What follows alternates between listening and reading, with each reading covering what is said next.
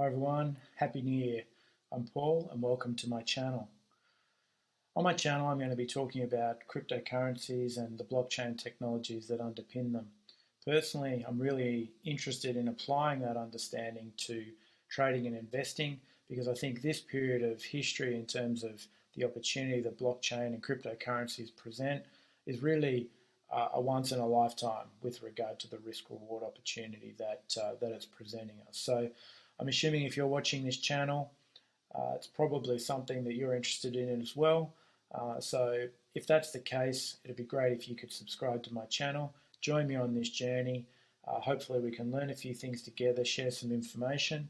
And if you like this video, it'd be great if you could hit that like button. This is my first ever video on YouTube. Really, I've never done social media before. So be gentle, leave a comment. As I said, like this video if you do like it. I'll get back to any comments. And let's jump into it. Before we get back to today's video, please take a moment to read and ensure you understand the following disclaimer. It's important you understand I'm not an investment advisor and the information provided on my channel is not investment advice. All content provided on this channel is for educational, information and entertainment purposes only.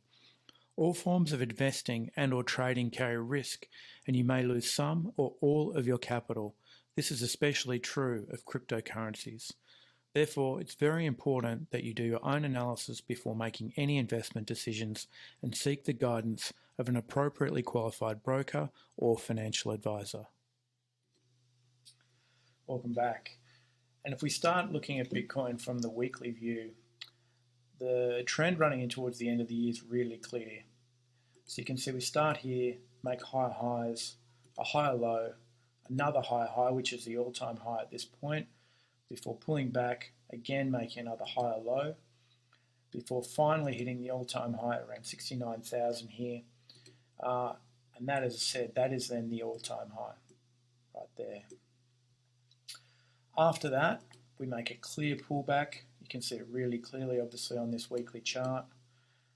Before we end up in this trading range, which we've pretty much stayed in for all of December, and it's where we'll start the beginning of the year. If we look at the daily chart now, you can see in a little bit more detail this trend as we run in towards the end of the year. Still making higher highs and higher lows. We can see here now on the daily chart, hitting that initial all-time high here. And this is where the trend breaks down a little bit. We can see we pull back from the all-time high here to a higher low, still higher than the previous low, but the next high is obviously lower than that all-time high. So we have the trend break down a little bit. You can see make a lower high again, higher low, before making a higher high, higher low. Just lost that there. Just quickly put that back in. Before eventually finishing at the all-time high around 69,000 here. From that point, we get a pullback as you'd pretty much expect. Again, higher low. So we still haven't broken the trend from this point here, but this is where it breaks down. So we make a lower high, and you can see that is then the beginning of the end of the trend. We then make a lower low, a lower high, and so on, till we have this big capitulation bar here. And then we finish up in this trending range here, and that's where we close out the year. So going through those daily charts in a little bit more detail, there's some interesting things that happen along the way. So one of the next things we should look at is volatility. So you can see here I've just pegged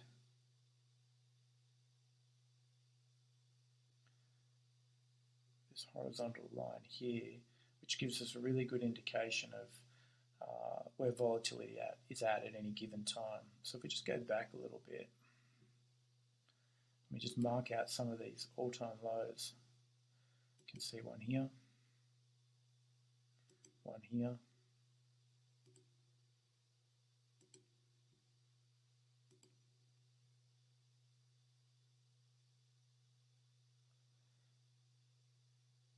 here, and then really where we are now. And so what we can see at times when we have really historically low volatility, we then get big moves. So you can see here, back in July, we had low volatility here before it spiked up. You can see we had a big move in price following that low in volatility. Again, after that run up, volatility drops away down to here, and then very soon after that we have the market pull back again. Again, as we come into November, we're just after that all-time high. Volatility is again at a low, and the market then pulls back. It's quite interesting, this particular period here. We have the all-time high. The market pulls back as you'd expect. We have a higher low, so the trend is still really in place. And remember, on the weekly chart, we've still got a strong uptrend. Even today, we still have a strong uptrend. But at this particular time, we hit the all-time high, we pull back to a higher low. We then, as we come back up, we fail to make a higher high, which negates that trend, it cancels that trend out, and at the same time, we also have a historic low or a very low volatility reading. So at this point in the marketplace, most participants would have been expecting the market to make another higher high and to eclipse that $69,000 level. Obviously, as we talked about in the introduction, lots of people were expecting us to hit that 100K mark. So this would have been seen as probably the beginning of the Santa rally running into the end of the year. And as so often is the case, we have a low volatility reading, and then the market does what is, not necessarily the lowest probability, but what everyone doesn't expect, and just delivers the maximum pain result to most participants. And that's exactly what happened here. We had this sort of trading range here, which you can see we broke out of. Then after we hit the all-time high, if we zoom in a little bit,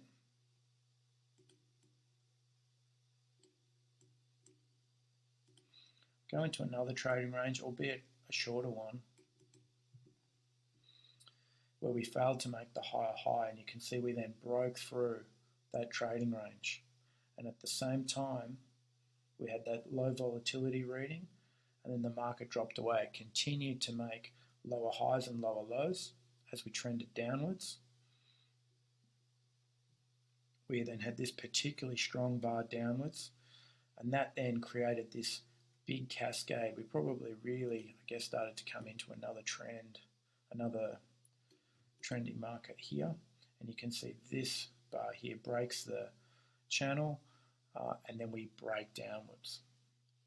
So something interesting obviously happened after we broke through this trading range here, particularly with these, couple of candles here, which were strong pushes down to the downside. That triggered off a whole bunch of liquidations. So you can see here on the 4th, just color that in here. You can see that right there. So on the 4th of December, those candles down created or triggered a whole bunch of liquidations in the futures market. And that's what accelerated this pullback here and made it so savage. So what was interesting about that is if we look at the open interest Again, I'll just grab my pencil here. So you can see here that pullback in the market forced a whole bunch of liquidations. So we had a massive clean out of leverage from the system right down to this level. But interestingly, it shot straight back up again. So that's quite an interesting signal. I think that's probably a pretty bullish signal, is that even though we had a wipeout of leverage from the system, those participants pretty much came straight back into the market despite those liquidations. So whilst this sell-off from the all-time high right down here to the leverage clean-out on the 4th of December was pretty savage, about a 30% move, the thing that's quite positive is that we had really aggressive buying.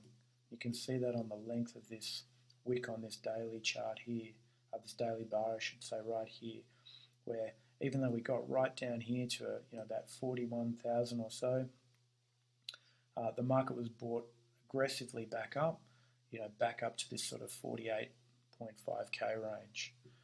And soon after that, pretty much for the rest of the month, you can see we've just remained in this trading range, just trading up and down as volatility just slowly ekes out of the market. You can see that these sell bars are still pretty strong, but they start to lose conviction as we go along. The bars start to compress a little bit. We have a couple of spinning tops and failed hammers and so on right up here at the top of the range. Another sort of big clean out bar, and then again we start to see those bars compress as we come down here to the end of the trading range, right to the end of the year. So the other interesting thing about the end of this trading range, it obviously coincides with the end of the year, 31st of December, which was also options expiration, end of month, end of quarter, and obviously end of the year. This options expiration was particularly big. You can see 6 billion worth of options expiry, over almost 130,000 options contract, more than 6 billion set to expire. So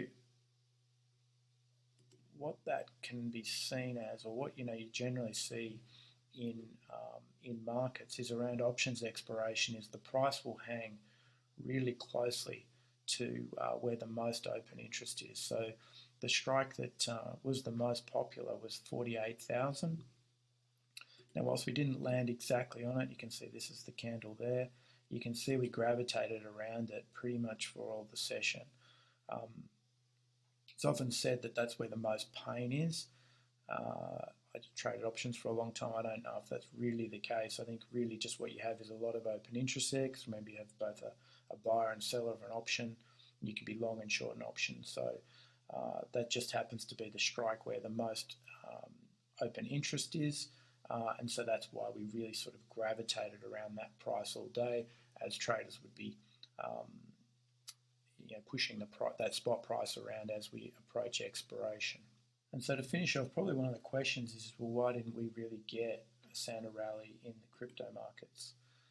If we look at the S&P, you can see that on the S&P, markets obviously trended up all the year, pretty much a straight line, a few pullbacks.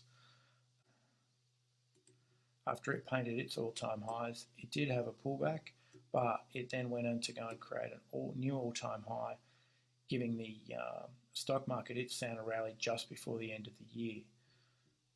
So cryptocurrencies, specifically Bitcoin, become increasingly correlated with the stock market.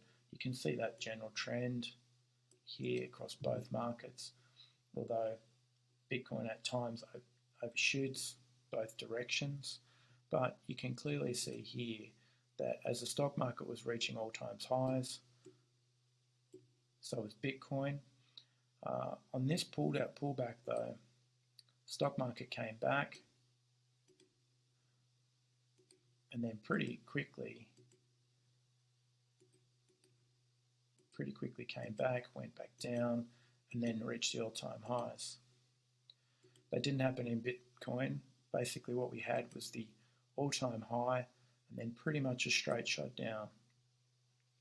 We did recover a little bit, so you can see these little bounces here, but nothing to the same degree as what happened in the stock market. We overshot much more to the downside, and then the recovery was nowhere near as significant. So no Santa rally for cryptocurrencies, unfortunately, and yeah, much wider swing. And so one of the questions would be is why did that happen? Cryptocurrencies is not as mature a market, obviously, as the stock market, a lot more participants. And as we saw with futures and options, this is probably the way a lot of institutions are forced to get exposure to the crypto markets because they can't invest in the way they traditionally would in the stock market. And so they use those instruments because they're probably within their universe to do so, to get their exposure. Also, at end of year, a lot of institutions will do tax harvesting, so they'll be closing out of positions to consolidate tax losses, and that puts them in the position to start the new year. So that's really a summary of where we finished in 2021. It's obviously not the strong finish that a lot of people anticipated, and certainly a lot of people wouldn't have hoped, myself included. But I think that gives us really good insight into basically how we're entering the new year, and a bit of background, so that in the next video what I'll do is I'll basically have a bit of a look at where I think markets will go, given where we are finishing, and some of this price action leading up into January. So that's it for my first video on YouTube. I hope you found it helpful. I certainly enjoyed running through that. It's really helpful to me to clarify some of my thinking around what's happening in the market. So if you enjoyed this video and you'd like to see more, please subscribe. If you liked it, hit that like button. Leave a comment. I promise I'll post back a response. Any feedback would be appreciated. And I'll see you in the next video.